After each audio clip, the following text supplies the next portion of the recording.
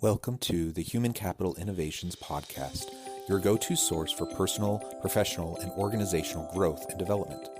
We hope you tune in often for all things people management, organizational development and change, organizational leadership, and social impact related. Maximize your personal and organizational potential with Human Capital Innovations Podcast.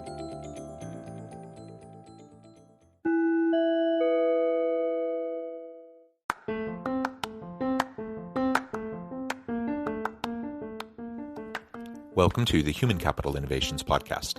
In this HCI podcast episode, I talk with David R. Fullmer about business immigration and human capital.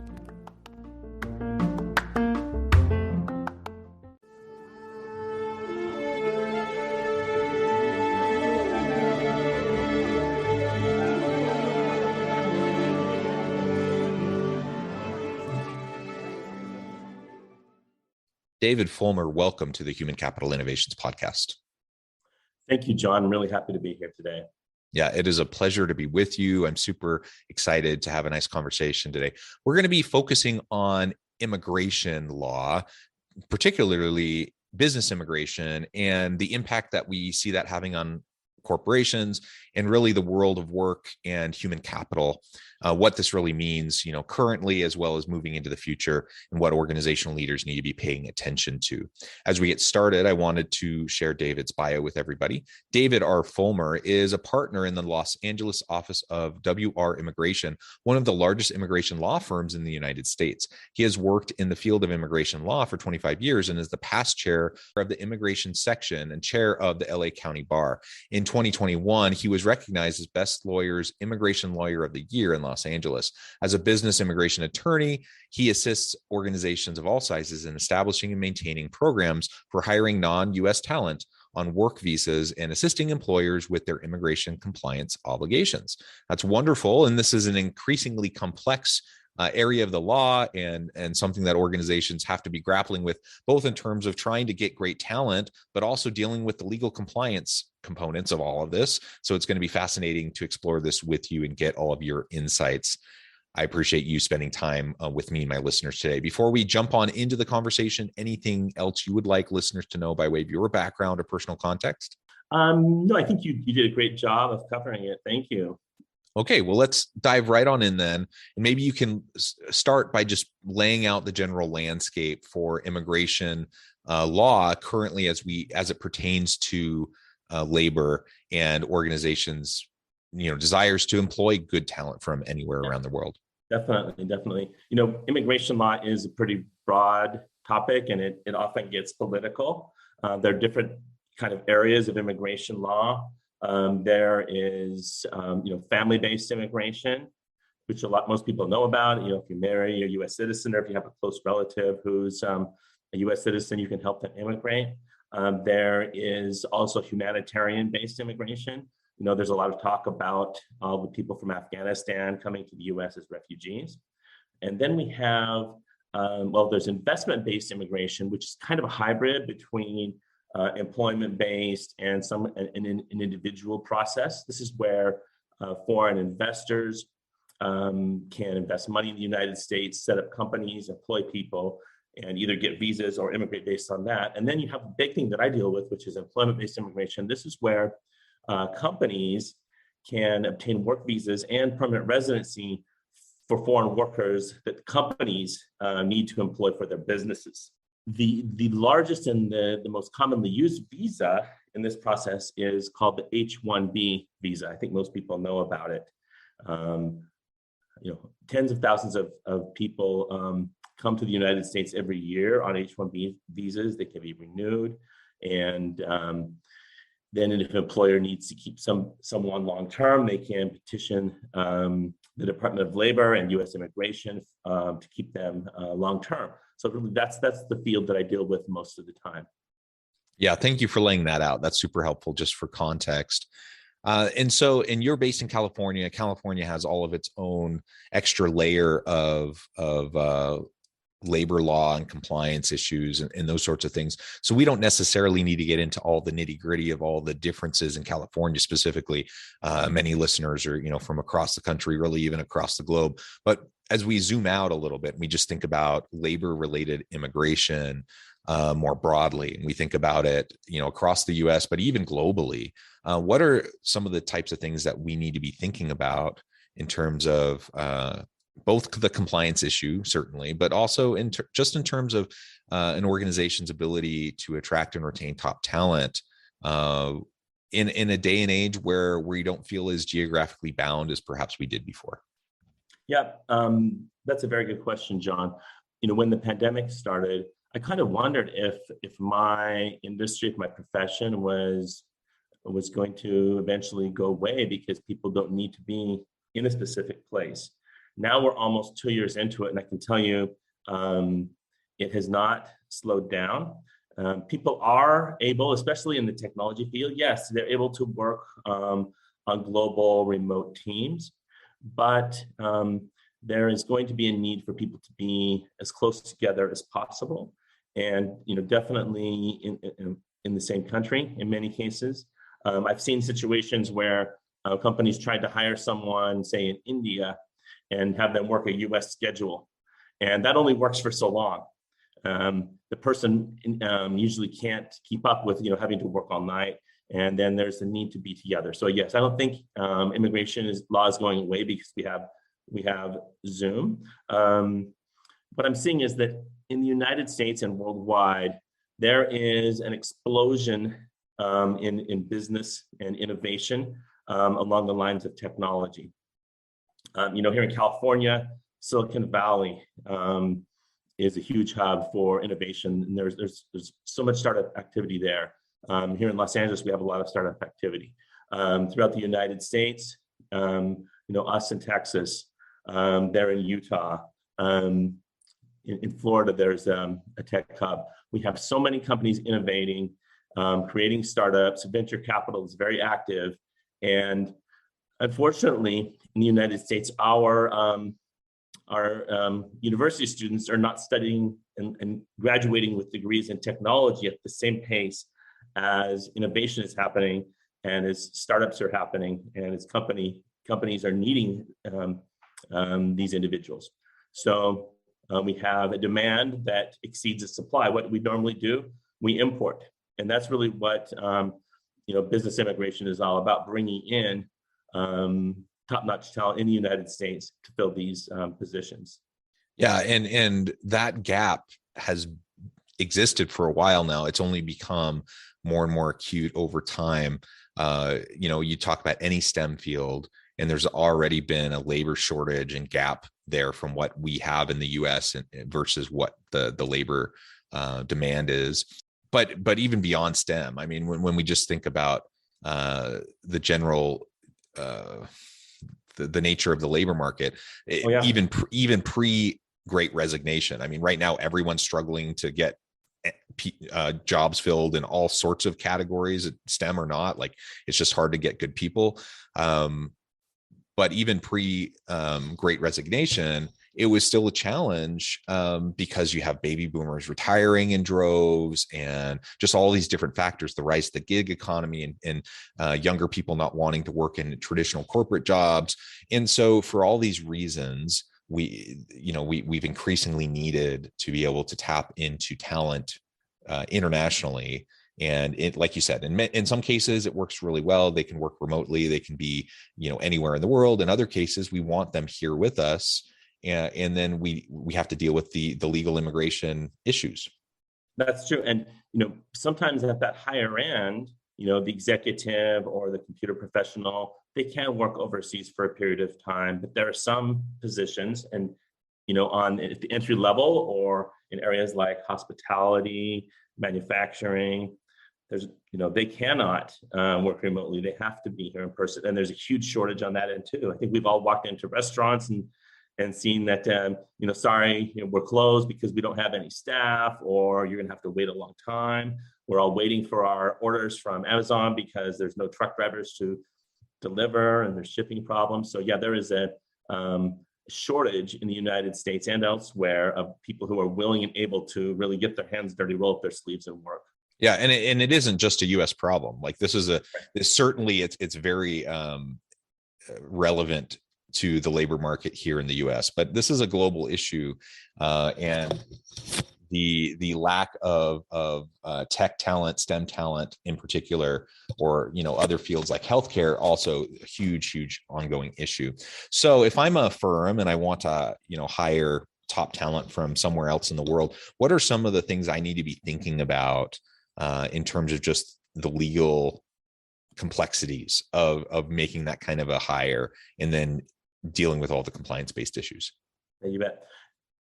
Some companies, when they look into it a little bit, they realize they have to file some kind of application with the federal government, and it has to do with immigration. They say, no, we don't want to touch that. It's too complex. It's controversial.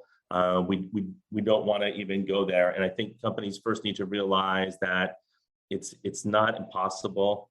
It's not that difficult. Sure, there's a cost, but it is something that's very doable, and it's done by most of the largest companies in the country. Most of the time, they will need some assistance. If the company's never done it before, it's very unlikely that they would have the internal expertise to be able to do it on their own. And then they need to start, once they've opened their eyes and kind of agreed that they're going to do this, open their eyes to those resumes that are coming in who were not in the US, or maybe opening their eyes to the application from the foreign student who is in the United States and who is graduating with either a 1-year open work permit, or sometimes a 1-year extendable work permit that will allow them to work for 3 years without any sponsorship. Open their eyes to those possibilities, and then they're going to see those applicants, because if they're posting technology jobs, they're getting those applicants from the foreign students or from the people who are overseas. In the world of higher education, I'm a professor. I also do, consulting and things like this podcast on the side. But in the world of higher ed, it's also super common to hire international scholars and professors to come and work at universities. And I've seen at my own university a real hesitancy to really go through that process to hire foreign professors. Now we have plenty of foreign professors, right? So it does happen, but there's definitely a hesitancy there, and a concern. I think many organizations are this way, and in higher ed we tend to be kind of slow moving, conservative, perhaps risk averse, and so there's a concern about the legal components, and just a desire to not have to deal with those sorts of things if at all possible. What would you say to leaders, administrators in a higher ed space versus, say, in a tech company who may be wrestling with whether or not they want to try to go down this path? Well, I would say that the immigration law is really structured to give preference to higher education. Just as an example, when a company would like to hire individuals on an H-1B, and if the person has never had an H-1B, the company has to go through a lottery process because there is a higher demand for H-1Bs than Congress has allowed. However, if a university would like to hire a professor or another staff member on an H-1B, there's no lottery. In the private sector, there's a specific timeline. In fact, it's coming up. Private companies need to start now so they can put their lottery applications in for the end of March so that they can get the workers started in October. So it's a long ramp-up time. Universities don't have to worry about that. There's no annual cycle. There's no lottery. And they also have preference when it comes to obtaining permanent residency for foreign workers. A company has to advertise a job and show that there are no minimally qualified U.S. workers in order to obtain permanent residency. A university simply has to show that they did a competitive recruitment and that the person they hired was the most qualified. Well, that's the standard that universities use when they organize a search committee to find someone anyway. So universities definitely, there is some red tape, there is some compliance, but it's much easier for universities than it is for the private sector. I love working with universities. I represent some universities, and many of the challenges that we see in the private sector are not there in higher education. So I would encourage universities to open their eyes. Our US students deserve the very best education that we can provide them. And so if there's this amazing professor in Italy who can teach about art history, and if they're the most qualified person, why not bring them on, let our students benefit from that talent or whatever the field might be. So I highly encourage looking at work visas and immigration for in the higher ed space.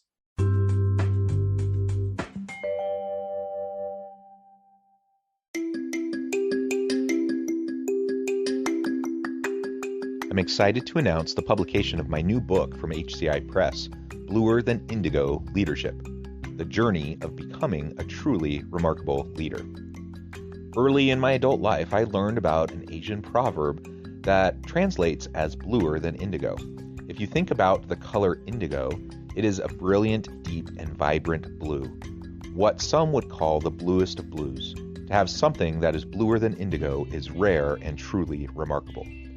Contrary to popular myth, there is no one-size-fits-all or cookie-cutter approach to effective leadership. There's no silver bullet, no secret sauce, no go-to model that will solve all of our problems. The truth is, great leaders have all had their unique strengths and flaws, and have all had to discover and then pave their own distinctive path in their life's journey to fulfill their leadership potential. Bluer Than Indigo Leadership will help you discover your own path and explore those ordinary, everyday actions that will help you respond to an uncertain future and produce extraordinary results for individuals, teams, and organizations.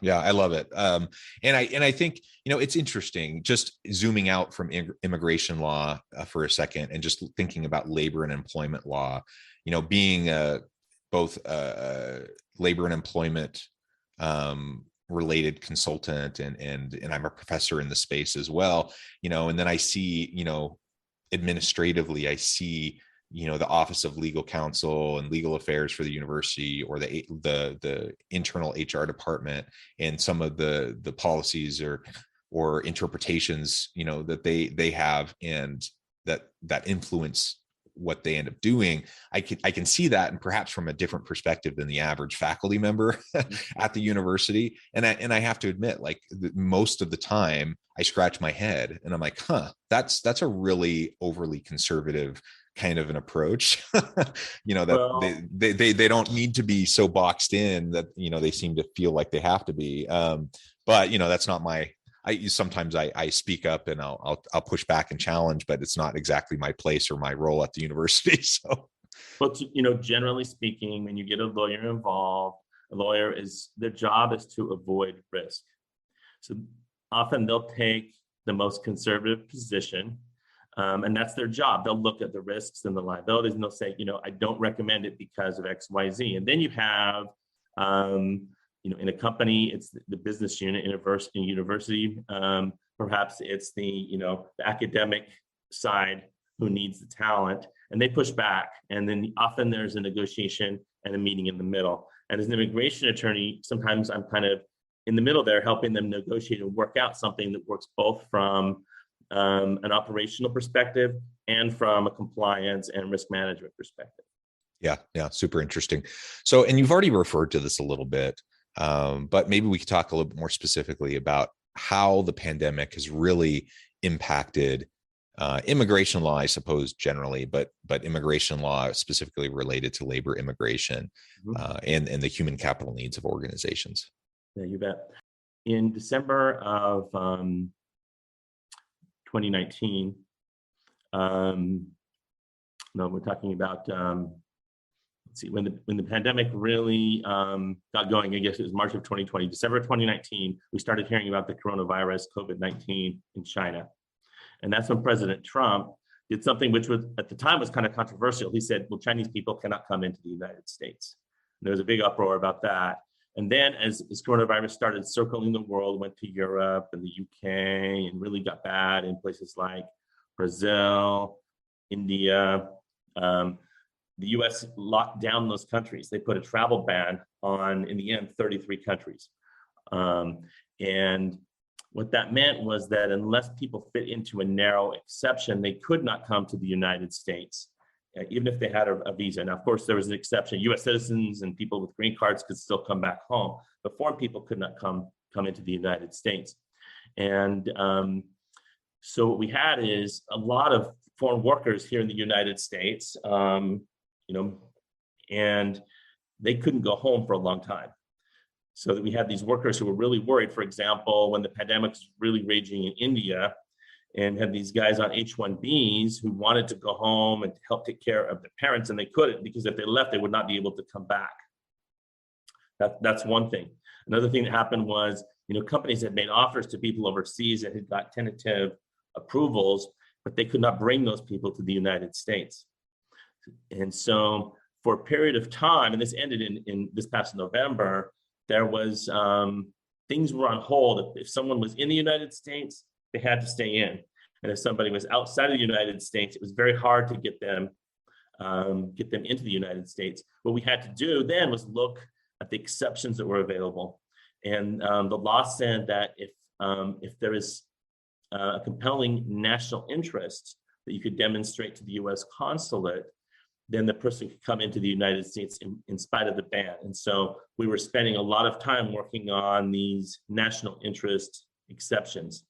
Those bans were lifted on November 6th. There was a short ban put on South Africa and 6 other African countries because of the Omicron variant. Those are gone now. And so things are normalizing a lot. But what we're seeing now is that throughout the world, most of the US consulates have a really long backlog, a really long wait to get an appointment because things were locked down previously. So maybe that's more than you wanted to hear, but those are some of the dynamics. Yeah. And that obviously that everything you just described has had a huge impact on individuals and families. It's also had a big impact on organizations trying to wrestle with their human capital needs and the availability of that talent, even people they've already made offers to, or people who are already employed, but for whatever reason, like you said, they found themselves sort of stuck one way or another. And now, there's been multiple variants. Now we're in the middle of the widespread Omicron variant. Here in Utah, for example, yesterday we set the record by the number of positive cases. It was something like 7,000. The previous record back in like December of 2020, which was the previous spike, was like 4,500. So which is this huge leap, and it's right. It's spreading like wildfire. And so thankfully it seems to not have as much of a strong health impact on people. So people who are catching it aren't getting as sick, aren't getting hospitalized as much. So that's a good thing, but it seems to be much more transmissible. And so it'll be interesting to see how things play out. We're close to 2 years into this thing, and we're still talking about it. We're still dealing with it. And who knows? So all of everything you've been describing, we on the one hand, we would say, okay, pandemic related immigration law and labor law, something that is going to fade away and we're going to be able to get past it. But I'm not so sure. Like, we're still kind of in the middle of it.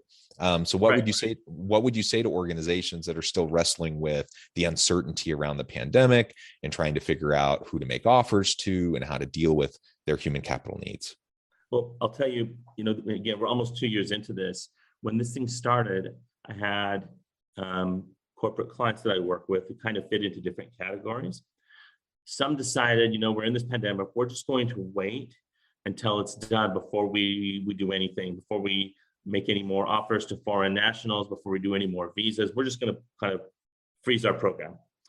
Others said, well, this thing will end. And if we, David, what steps can we take now so that we'd be better situated to fill our talent needs as soon as these bans are lifted?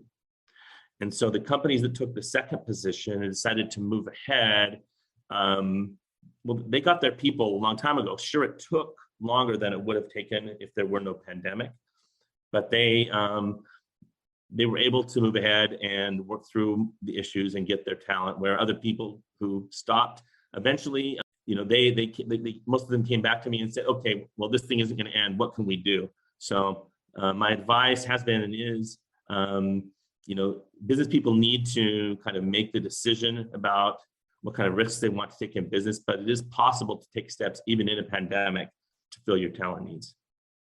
Yeah. Thank you for that, David. It has been a real pleasure. I note the time, and I'm going to have to let you go here in just a few minutes. But before we close, I wanted to give you the chance to share with listeners how they can get connected with you, find out more about your work, your team, what you can do for them, and then give us the final word on the topic for today. Okay, you bet. If people want to contact me, they can follow me on LinkedIn. They can go to my law firm's website, which is www.wolfsdorf.com. That's WOLFSDORF.com. They can call me at 310-570-4065.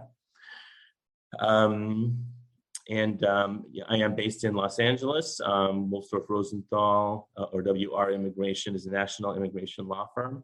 We have 2 offices in Los Angeles, 2 in the San Francisco Bay Area, Boston, New York, and Shanghai. And we have the capacity to handle all kinds of business immigration issues for almost any organization. Final word, I guess, I wanted to leave on a bright note. Because the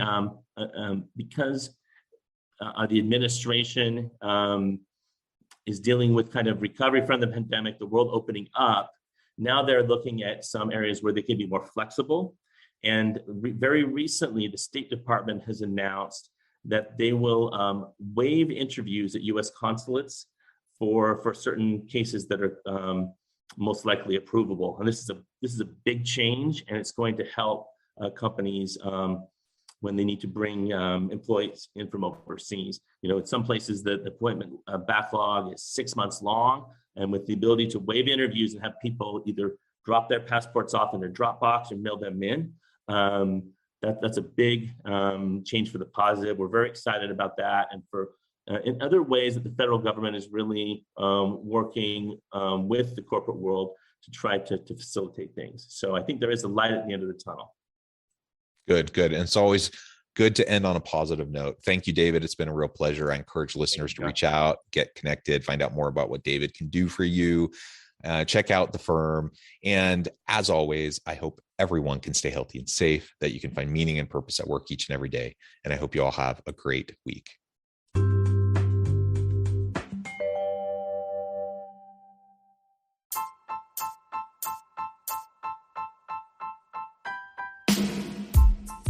The alchemy of truly remarkable leadership.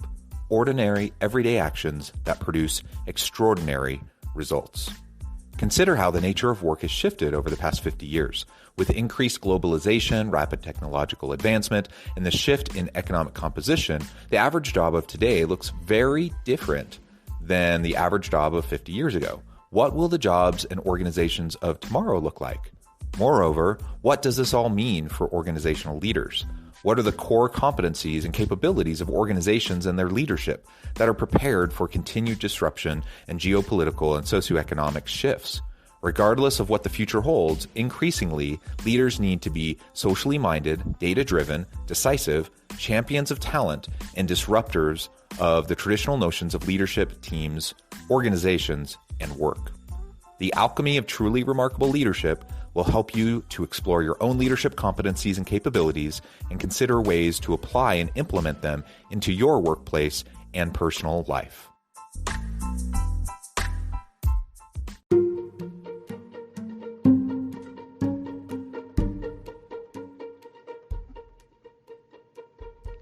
Check out Human Capital Innovations magazine, Human Capital Leadership. Human Capital Leadership is a free, interactive e-magazine with the mission to help individuals, leaders, and organizations find innovative approaches to maximize their human capital potential. We publish issues quarterly in August, November, February, and May. Take a look at the latest issue and let us know what you think.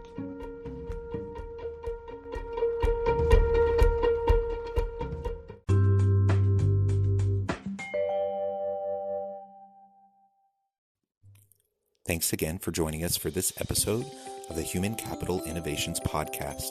I hope you stay healthy and safe and that you have a great week.